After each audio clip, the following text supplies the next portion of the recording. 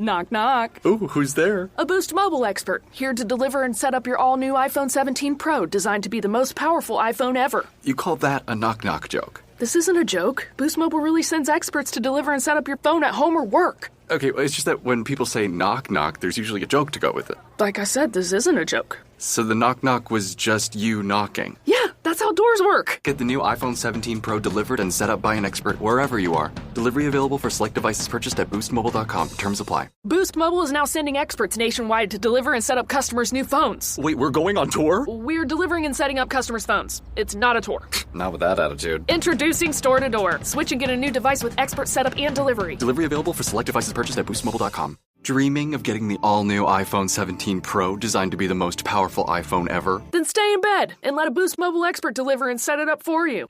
Oh, actually, they will have to get up and open the door. Oh, right. Delivery available for select devices purchased at boostmobile.com. Terms apply.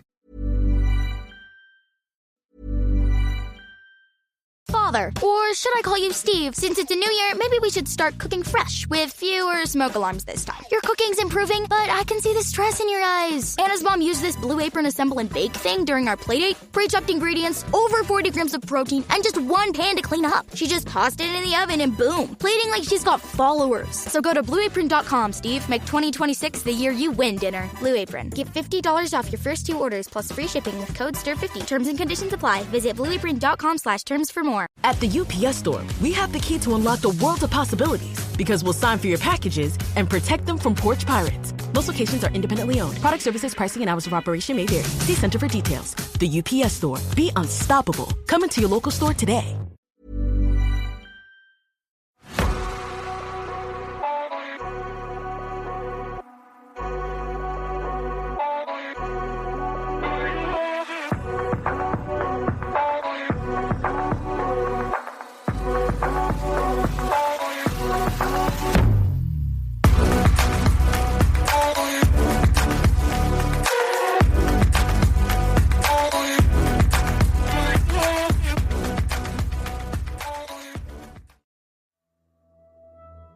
Hello, I'm Sarah and welcome to the Whispering Woods After Dark. So this is the second part of our Tokoloshe story. I did think it was going to be longer, but I think it's actually ended up about the same length. So in this episode, I'm just going over some more of the stories where people believe that a Tokoloshe has been involved with whatever is going on. I'll get straight into it. Are you ready for the story? In earlier times, the Tokoloshe was a mischievous trickster, or a convenient explanation for sudden deaths. In more recent decades, the Tokoloshe has increasingly been linked to sexual violence and social stress in South Africa. It's not hard to see why.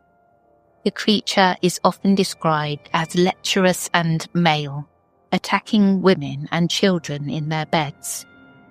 In a society grappling with high rates of sexual assault, the Tokoloshe has become a fake agent to talk about these horrors indirectly. There have been reports of assault victims unable or unwilling to name a human culprit, who claim a Tokoloshe raped them, a statement that allows them to seek help from traditional healers or authorities without pointing a finger at a likely suspect. One example of this came in the early 1990s. Doctors in KwaZulu-Natal reported treating several young girls who had numerous sewing needles embedded in their flesh, a form of abuse almost too cruel to imagine. The mothers of these children all swore that a Tokoloshe was responsible for the injuries. Of course, a small goblin likely wasn't sneaking around with a pincushion. The doctors suspected that caregivers or relatives were secretly abusing the children. But by invoking the Tokoloshe, these mothers may have felt they could get medical help without directly accusing, say, a family member or neighbour of torturing the kids. Within their community, naming a human abuser could cause backlash or ostracism, but everyone could unite against an evil Tokoloshe. On the flip side, some wrongdoers have also tried to excuse their actions by claiming the Tokoloshe made me do it. We saw this with Somi and the 1933 case, but it still happens today. In 2001, a South African man named Sipho Khumalo, ironically a self-professed Inyanga herbal healer, murdered a baby, insisting that the infant was not human but a Tokoloshe in disguise.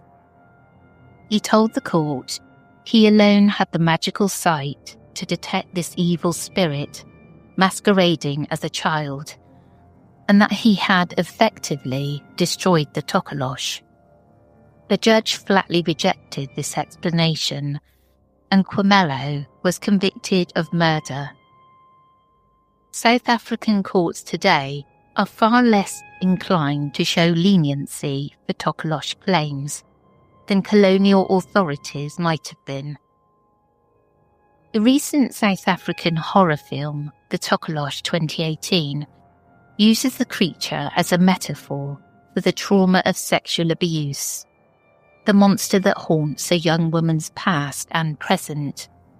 The director, Jerome Pickwain, explicitly stated he wanted the Tokoloshe to personify the violent patriarchy oppressing his female characters.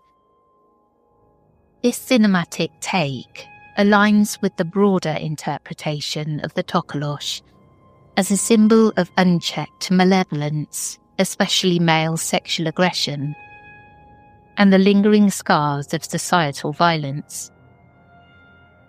Despite academic analysis, the Tokoloshe resists any single explanation. It remains at its core an embodiment of fear. Fear of the dark, fear of betrayal, fear of violence. As one person put it, like the bogeyman, the malicious Tokoloshe feeds off the most frightening fears we have lurking in the night. It's a shapeshifter, not just in form but in meaning. As society's worries change, so does the Tokoloshe's role. Even today, tales of the Tokoloshe continue to surface, proving that the creature is very much alive. On a bright afternoon in November 2013, in a township called Tokomsrus near Randfontein, 7-year-old Gabriel Botha was playing with his mother's mobile phone. What happened next could be ripped from an urban legend. The boy later claimed he heard disembodied voices telling him to start taking photos. Little Gabriel wandered into the yard, camera in hand. He was snapping pictures of flowers when he noticed a small figure lurking by the corner of his house. He managed to take a single photo, and then terror overwhelmed him. The mysterious creature had a dark furry head with a pink face and pig-like ears, Gabriel recalled. In the grainy image he captured, you can just make out a blurry shape that indeed resembles a tiny humanoid with a piggish face. The child ran inside, showing his mother the photo and crying that he'd seen a Tokoloshe. By nightfall, word had spread and the entire neighbourhood was in uproar. Neighbours prayed fervently and would not venture out after dark. Was it a Tokoloshe, or as some elders muttered, perhaps the spirit of the devil himself?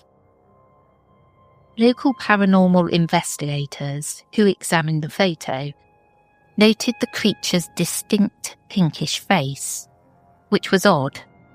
Classic Tokoloshes are usually dark or hairy. Skeptics suggested It might have been a monkey or even a prank. Could someone have placed a toy creature among the bushes? But those who were there insist Gabriel's fear was real. He wouldn't sleep alone after that. For the community, the photograph served as proof that their old nightmare had come to life in daylight. In a follow-up, the tabloids reported that a sangoma was brought in to cleanse the area, and that several families slept with their beds propped even higher on bricks, just in case. And in early 2014, the quiet township of Deduza, east of Johannesburg, became the scene of a bizarre poltergeist case blamed on the Tokoloshe. The Pura family's small home turned into a house of horrors, not just for them, but for their neighbours too. It began with strange noises at night, glass shattering with no explanation. Concerned neighbours would rush over, only to find the Ferrer family shaken and their dishes and cups broken on the floor each morning. One neighbour, Sylvia Malanga, decided to investigate in person. The next time the commotion started, Sylvia entered the Ferrer home and witnessed a terrifying sight. The cupboard suddenly opened and cuts and glasses started flying and floating in the air, she reported. Word spread that a Tokoloshe was tormenting the family. Neighbours came by in growing numbers, some out of concern, others out of morbid curiosity. One local healer, Tai Zolo, attempted a traditional remedy. He burned a sacred incense herb to appease the spirit and protect the home. If anything, that seemed to anger the entity. Poor Tai was suddenly stabbed in the side by an invisible object, right in front of the gathering. He yelped and stumbled, convinced the Tokoloshe had jabbed him. Tensions reached a fever pitch when a Daily Sun news crew showed up. Some residents argued the Tokoloshe wants its story told, that the Ferrer family's reluctance to speak to reporters was worsening the spirit's rage. And as if on cue, while one neighbour started explaining the events to a journalist, she suddenly collapsed, screaming that something unseen was beating her on the shoulder. Pandemonium ensued. People fled the house in fear. The eventual explanation, at least from a local Inyanga, that the Tokoloshe haunting the Thora home belonged to a deceased person, essentially a stray Tokoloshe whose master had died. Deprived of orders and offerings, it had gone rogue, causing chaos and eating sustenance wherever it could. The Tokoloshe is hungry, he surmised. It's not getting its meat, so it's eating food in the house or from the residents' stomachs. To resolve the crisis, local healers performed an elaborate appeasement ritual over several days. Eventually, the attacks stopped, as mysteriously as they began. Perhaps one of the most disturbing modern Tokoloshe tales unfolded at a college in Limpopo province in 2015. Students at a rural training college began experiencing intense nightmares and unexplained physical pain. Before long, a shocking claim emerged. A Tokoloshe was sexually attacking the students in their residence at night. As implausible as it sounded, no fewer than 78 students, most of them female, reported similar experiences. They would go to bed feeling normal, then in the middle of the night sense something climbing into bed with them. A short, powerfully strong creature. Many said they felt paralysed and strangely euphoric, like you're on cloud nine, one student described, during the assault. only to wake up sore, bruised and traumatised. Several of the young women even claimed they had been virgins before these incidents and had lost their virginity to the Tokoloshe. When the story broke, media dubbed it the Tokoloshe, with the giant, 4 to 5 inches, being local slang for male genitalia. According to the students, the entity was a super horny little man with a huge 4-5 who abused them nightly. The college dormitory turned into a house of dread. Many girls refused to sleep there, and some families withdrew their daughters from the school entirely. A team of pastors and traditional healers was brought in to pray and cleanse the dorm, while the sceptical college authorities searched for a more earthly culprit. Was there a human predator at work, perhaps abusing the girls under cover of a shared delusion? Investigations found no normal explanation. There was no intruder, no group hysteria. In the end, authorities could only attribute it to unknown forces and took measures to spiritually fortify the campus.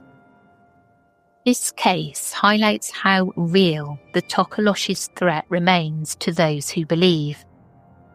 The pain and fear of the students was genuine, whatever the cause. Some theorised it was a case of mass hysteria, triggered by one initial trauma. Others pointed to the power of suggestion in a close-knit community. Yet others did not rule out the supernatural. Limpopo has many deep rural areas where belief in witchcraft is strong. And if ever there was a place a Tokoloshe might stalk, it'd be among those who truly fear it. The Tokoloshe legend is not confined to South Africa. Across the border, in Botswana, people speak of the Tokoloshe with the same dread. A tragic incident in the village of Kwi in Botswana's central district brought this home. One evening, as a group of young children walked home at dusk, they suddenly scattered in panic. Later, the children told their parents that a small, dark, short man had appeared out of nowhere and started chasing them. In the chaos of fleeing, a 7-year-old boy named Bawone collapsed. By the time help arrived, little Bawone was dead, apparently from fright. His friends insisted he had been running from a Tokoloshe when he fell. Little Bawone dies running from the short terror in the dark, one headline cried, and the village of Kwi descended into fear. Parents kept their kids indoors after sunset. Some villagers armed themselves with sticks and waited by the path at twilight, determined to catch the demon that had scared a child to death. Local authorities, while urging calm, increased patrols, perhaps more to reassure the community than to actually nab a goblin. In cases like this, skeptics might suggest the child unfortunately suffered a medical issue, a heart defect or an asthma attack, triggered by panic while running. But to the people of Kwi, the Tokoloshe was unquestionably real and lethal. Traditional leaders held a nighttime bonfire ceremony to ward off evil spirits, and a renowned healer was invited to perform a purification of the area where Bawone fell. After that, sightings stopped and life slowly returned to normal. But the story of the Tokoloshe that struck Kwi is a reminder that one can literally be scared to death by this folkloric fiend. Through migration and cultural exchange, Tokoloshe tales have travelled beyond the villages, into big cities and even overseas. In Zimbabwe, for instance, belief in Tokoloshes spans both the Shona and Ndebele cultures, the latter having common roots with Zulu.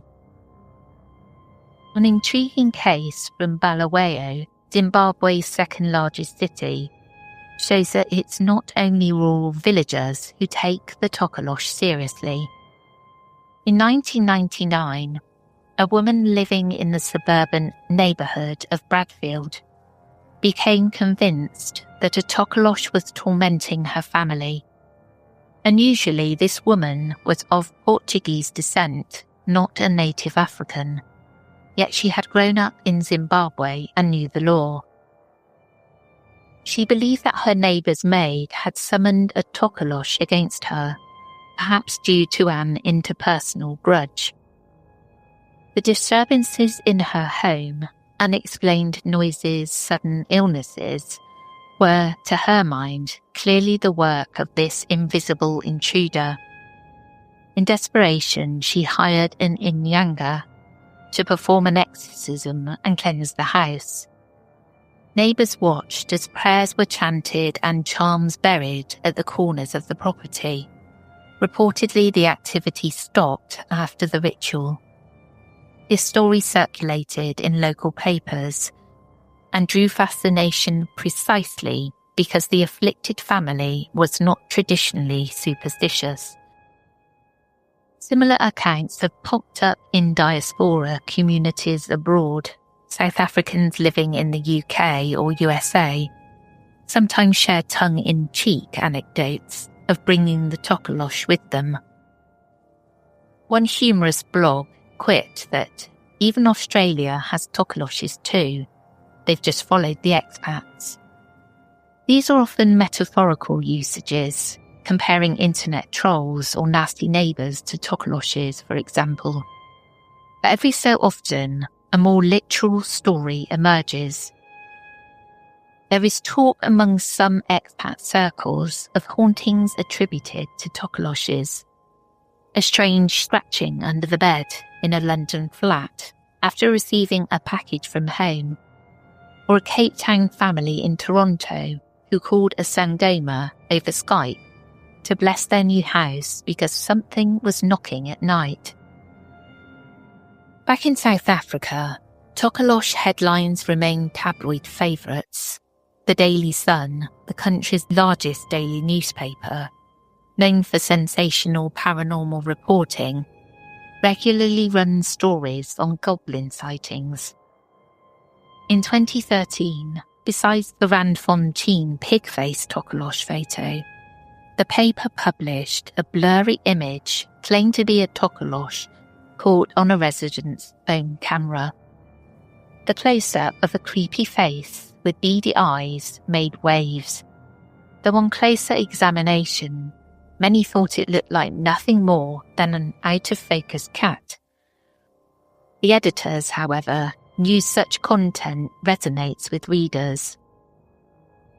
Lamppost posters screamed Tokoloshe terror, and issues sold out fast. In one memorable piece, the Daily Sun reported that a Tokoloshe was stalking white residents, lunga or white person in slang. Flipping the usual script and prompting tongue-in-cheek commentary about whether the creature was now an equal opportunity haunter. In the words of a modern paranormal researcher reflecting on South African ghost lore, ghost, fairy or Tokoloshe, all possible culprits have an allegorical significance. They remind us that some fears are so deeply rooted, we give them names and forms to make sense of them. In particular, can't help thinking that something more was going on at the campus, because that just seems too coincidental to me. And it's a really good scapegoat, isn't it, Tokoloshe, let's be honest, to blame it on that. Yeah, those are my thoughts, that something more was going on. And I would have whipped my child out of there straight away, just like lots of the other parents. Well, that's the end of this episode. I hope you enjoyed, and I will catch you again. And I'll catch you again with Toby tomorrow for the Whispering Woods. Take care, everyone.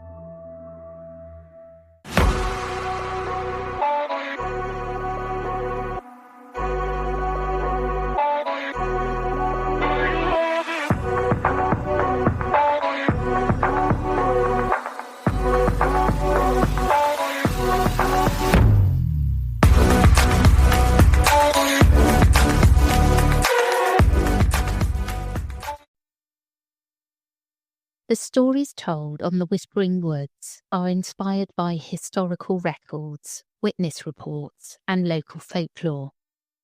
While every effort is made to research and represent events accurately, some details, names, and locations may differ from official accounts or have been changed out of respect for those involved.